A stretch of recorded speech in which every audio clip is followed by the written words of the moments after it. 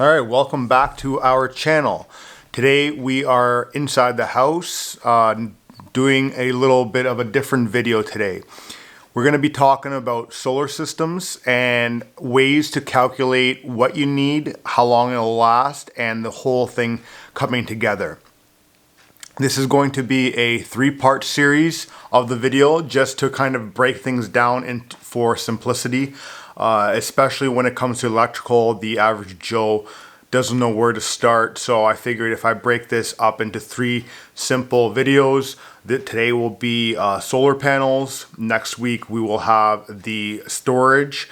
So batteries, we're going to go through what type of batteries there are, how many you need, how long they will last, and so on and so forth. And then the third video is going to be the actual heart of the system, so where you have the inverter, the solar controller, and where all your wiring comes together, and then where it sends it out to your house or your off-grid property. So it could be a cabin, a shed, whatever. So this one is going to be kind of off the cuff today. I did jot down some notes. I will be leaving a link in the description below for the calculations that I'm going to be using today, so that it can help out anyone out there looking to build their own solar system. So let's begin with choosing your solar system. Now, there's going to be a lot of variations when it comes to choosing the size of system you'll need and the size of solar panels that you need. Now, I'm sticking with solar. There are many other options out there. There is wind, there is hydro, there is geothermal. That's not actually for electrical, but that's for heating and cooling. So we're going to keep it to the solar side of things because it tends to be the most popular.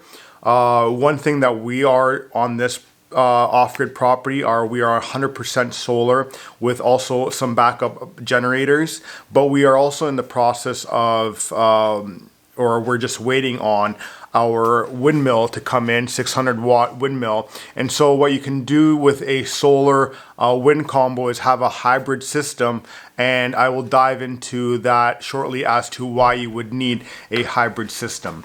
So what are some reasons that you might have some variations in your solar system? Your lifestyle is going to be a big one on that one. Depending on what your idea is of moving off-grid, many people have different ideas. Some people believe that living in a truck is fine, in a camper, in a tent, in a cabin. Or some want a 4,000 square foot complete off-grid house with all the bells and whistles, heated driveways, sauna, pool, hot tub, you name it, right? So your lifestyle is gonna play into it big time. Your next is you're gonna be your needs. Now your needs and your wants are two different things.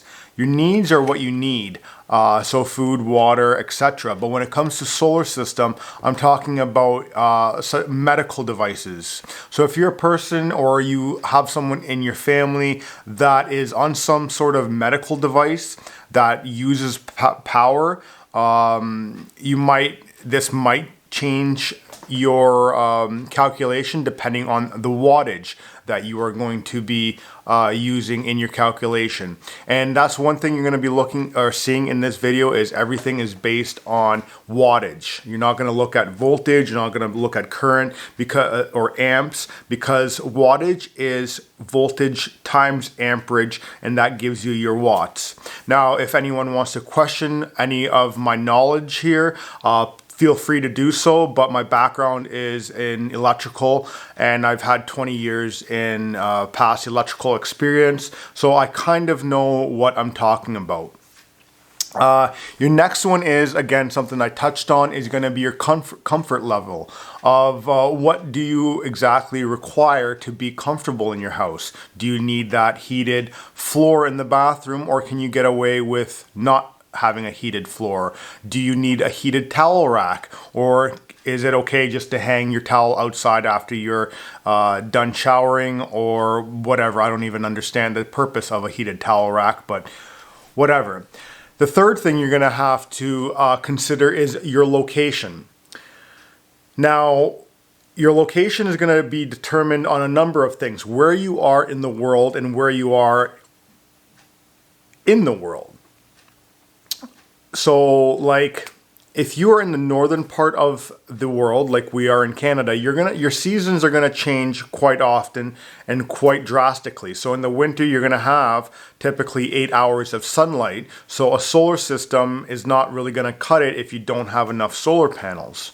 Now in the summer, up here we have sometimes 18, 19, sometimes 24 hours of daylight, so we really don't have to worry much in the summer, and a lot of times by the time we wake up the batteries are already charging.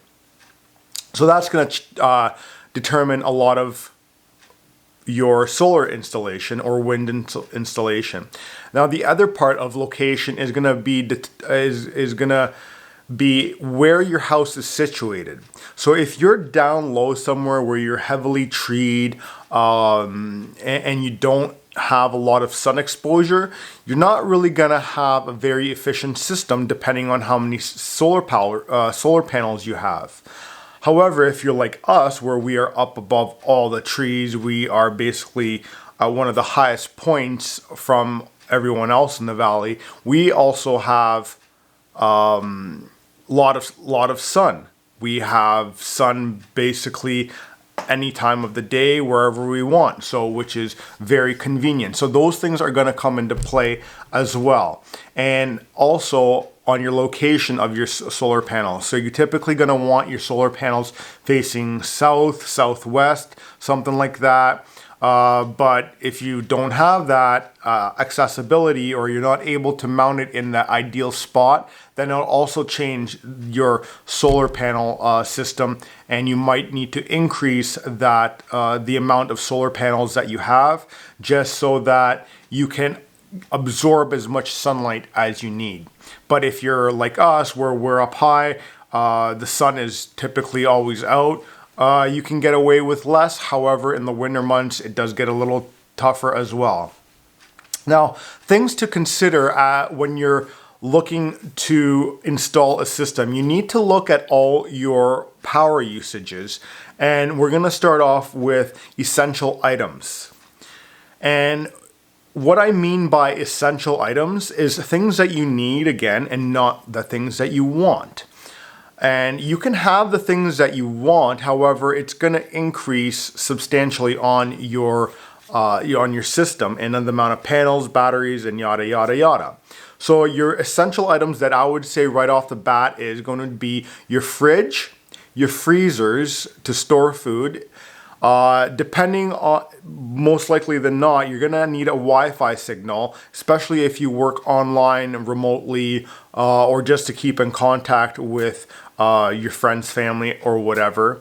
So that would be considered essential. It is in our household because that's how our income is generated, is through the internet.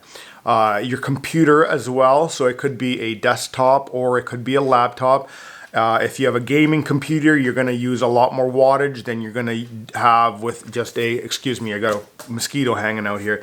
It's going to be different than if you have a laptop that's only pulling in about 80 watts.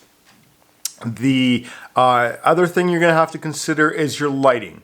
What type of lighting do you need? Do you want incandescents that run at 100 watts, or are you okay with LEDs that run between 9 and 13 watts?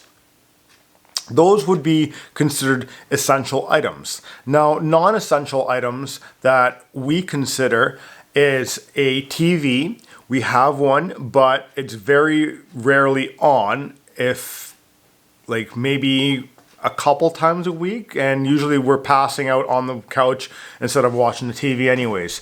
So a TV is a non-essential item. A wood splitter is a non-essential item. We have one on the Homestead that we do use. However, it's not essential. Those do suck a lot of power. They're about 1,000 to 1,200 watts just running it. Plus, when you start splitting wood, it increases on that as well. So if you're okay with getting away with an axe and a sledgehammer and all that stuff, then no problem. But a wood splitter would be considered non-essential. electric stove and hot water heater. How are you going to heat your hot water, and what stove are you going to use? So for instance, we don't have a electric hot water heater. Some people do in the area, and we don't have an electric stove. We have all propane, which is a lot cheaper and a lot less expensive to install on the solar side, or to get a propane, than it is to install it on the system. Now, another thing is for the younger generation out there, or if you have kids or teenagers, or even your husband these days, I don't understand how people, kids, or not even, I would consider them kids, but grown men having gaming systems. So a gaming system is not an essential item. If you're moving off grid, you do not have time to be playing on your game console. You need to actually go outside and do real things. The other thing is like electronics. So I'm not talking about your computers. I'm talking about cell phones, tablets, whatever else you might have plugged in to your system. So do you have any batteries that you charge? Do you have a cordless vacuum? Do you have cordless things that charge and get plugged into the wall? Your phone, for instance, a external speaker. There's so many things, your Siri or Alexa devices, those all plug in and use power. Now, they do use small power, but I'll explain to you in a second about phantom power loss and how those things put a strain on your system. Another thing that you're not gonna is not an essential item is going to be a washer and a dryer and a hair dryer. Washer, we have one. We use it on sunny days, and then when it's cloudy for 2 weeks, we're not doing laundry. So if you're one of those that need clean gotchis all the time, you might want to do it by hand or whatever. A dryer, we don't have one. We hang everything outside in the spring, summer, and fall, inside by the fire in the winter, and it all works out great. Hair dryer, it's dry enough out here. I don't have hair, so I don't worry about that. Women might object to that. So weather is another thing to consider. It isn't always sunny, and so you'll need typically backup power. Or a hybrid system. So typically right now we don't have our windmill installed. That'll be coming up shortly. So if you hit the subscribe button below, you will see that video coming up. And we also have to change our solar controller as well with the windmill. Now with the hybrid system, it's great because, like I said earlier, where we are, we don't have that much sunlight in the winter, but we do have a lot of wind, so it can generate us power on those dark days when we do have wind. However, we've also noticed that some days you don't have sun and you don't have wind either, so you're gonna need to consider a diesel, propane, or gas. Let me rephrase that. A diesel generator or a gas propane generator, or both, depending on what your fancy is. We have both, depending. You're going to have a little bit of a harder time turning on your diesel generator if you get very cold in your region. So that's another reason you might want to have gas. And plus, with the fuel prices these days, from what I see, gas is a little bit cheaper. But again, if you get a diesel engine that does not have the fuel management system for the DEF exhaust fluid, you could typically run other substances through your diesel engine. And we're not going to get into that. So do your research. So let's do some math here. And we're going to take those items that I just mentioned. So we're going to talk your fridge, freezer, Wi-Fi, computer, and lighting. And I will be leaving a link to the power consumption website that I have here that has all your typical household appliances. It gives you basically a 22-inch TV, 25-inch color, 32, 42 wattages, maximum minimums, standby mode, which is what I'm talking about when I say a phantom power loss. You also have your air conditioners, your Amazon Echo devices, Chromebooks, you name it, it's pretty well got it in here. So we're going to take a couple things off. So I think the first thing I said is a fridge. So I got fridge on here. And ours is a fridge freezer combo. So there's a huge difference between just a refrigerator fridge that doesn't have the freezer, or a fridge freezer combo. And because we have a fridge freezer combo, we're gonna put in here our maximum wattage. That means typically when both the freezer and the refrigerator are on, it uses, as according to this website, 400 watts. And yes, I am jotting this down because I am doing this real time. Now, the next thing we do have are deep freezers, chest freezers, not just a little freezer. And this website here is wrong. So because it just says freezer, it's not our chest freezer. And I've actually checked it not too long ago what it was. So I also recommend not relying on this website. Use it as a ballpark area. However, I do recommend you looking at your specific devices, either on your cord or on the device on itself, as to what wattage it is. So our freezers run at 150 watts, and we have two of those. So we have an equal of 300 watts just in freezers. Now that's 300 watts for an hour, as long as they're both running for 1 hour. And that's one thing we need to understand here, is the wattage that you see is for your per hour. It's not for the second I turn it on, it's using 150 watts, 400 watts. Now we'll move over to the next one, is your Wi-Fi router. Our Wi-Fi router uses 13 watts, depending on what you have at home. That can change. Also, if you have Wi-Fi extenders that plug into your receptacles, those are also going to contribute to your power. So we have another 13 watts on that as well. The next thing we have is our computers. Our computers, let's round them at 100 watts. I'm not going to go through the list because this video is getting a little long and I don't want to bore you. And now we're going to say lighting. So we got, in this house, we have approximately 10 different lights. Each one has a 13 watt bulb in it. And so I don't need a calculator for that. That's 130 watts. So like I said, that is if everything is running during that time and it's using, or sorry, if it's running for an hour and using its full power, right? So if we take all that, we'll go 400, we'll add the 150 for the two freezers, 13 for the Wi-Fi, 100 for the laptops, and then we'll add the 130 for the lighting. So I got 793 watts that I would use. So I'll round that to 800 watts. Now, I'm not using all 800 watts up all the time throughout the day. But in the mornings, or if there's a fire in the house, the fridge will kick on a lot more with the freezer to maintain temperature. So we got to consider that. So 800 watts is typically what you need to have all your appliances running all the time for an hour. And that typically does not happen. So what you're going to do after that is you have your base number. Now you can add in all your extra devices. So if you have a wood splitter, that's going to be another 1,000 watts on that. So you're looking at 1,800 watts, just like that. Adding a wood splitter, boop, done extra.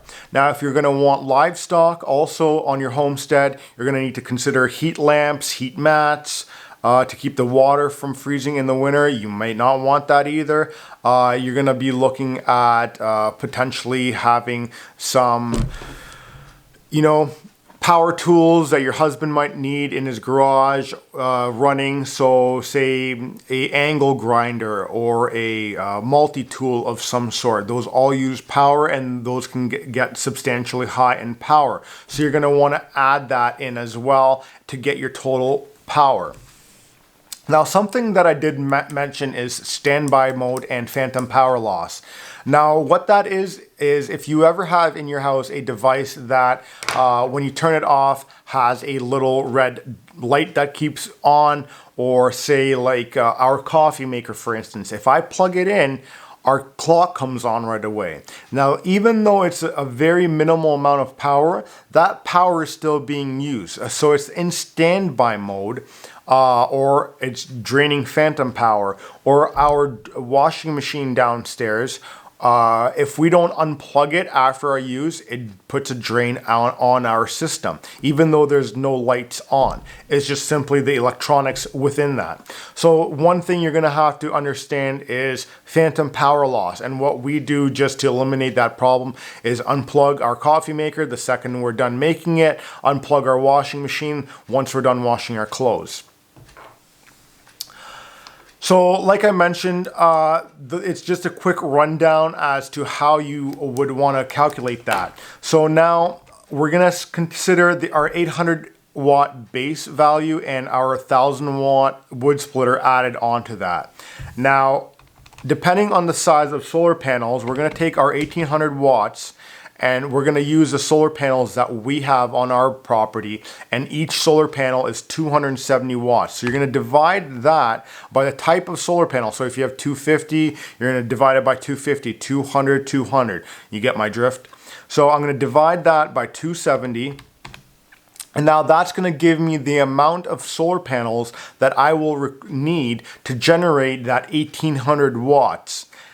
And that will give me 6.66. So you can round that up to 7. We have 6, so we have a little bit less than 1800 watts on our system. I believe we actually have a 1600 watt system. So that will generate 1600 watts on a peak day, like sunny, no clouds in there. It'll generate 1600 watts of power per hour. So you can easily run everything that you need in your house. So that takes care of that.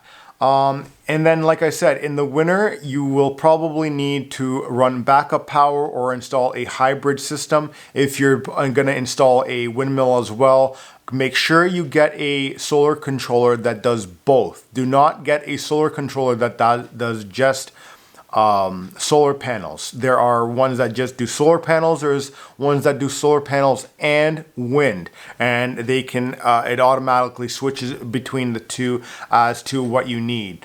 Also understand that depending on your installation, you're also going to need to compete with winter, and in the winter you're going to need to clean off your solar panels to be able to generate that power. So if your solar panels are up on the roof of your house, well, guess what? You're either going up on the roof of your house and clearing the snow, or you're not going to have any power and you're just going to run your generators. Ensure that you have a good location. There's nothing like installing a solar system and then realizing that the sun is not hitting it right. If you're planning on doing it somewhere where you are currently living, a lot of people don't do it, but track the sun and see the movements between winter. So I would take the winter solstice, which is your shortest day of the year, I believe is December 21st. I would take that from that day and then track the sun and see where it moves on your property, where you have the most amount of sunlight, and then back to December 21st, which is typically the same pattern, just in reverse, to the summer solstice. And you should understand where your ideal location is. So that is it for this video. Hopefully that helped you out in some sort of way. Again, the link for the website that I was using is in the description below. Next week, we're going to be moving into the battery section, battery storage, what type of batteries there are, how many batteries you need, the size of batteries, all that stuff, and how to wire them as well. Hopefully you've got some good knowledge out of this video and can apply this to your future off-grid lifestyle or whatever. If you did enjoy this, please like and subscribe, and I'll see you in the next one. Take care.